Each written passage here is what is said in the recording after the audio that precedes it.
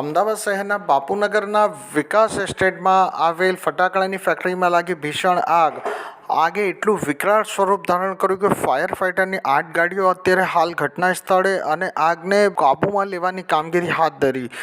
ગુજરાતની સમાચાર આસિફ ખાન પઠાણ સાથે અશફાક મલિક.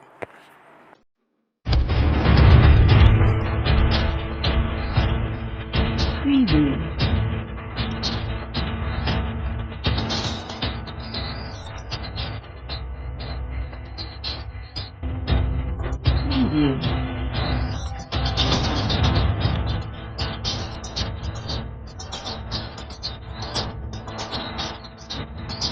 Preview.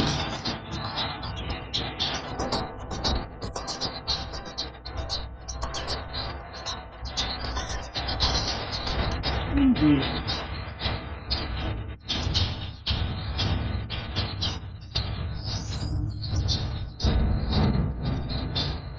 Preview.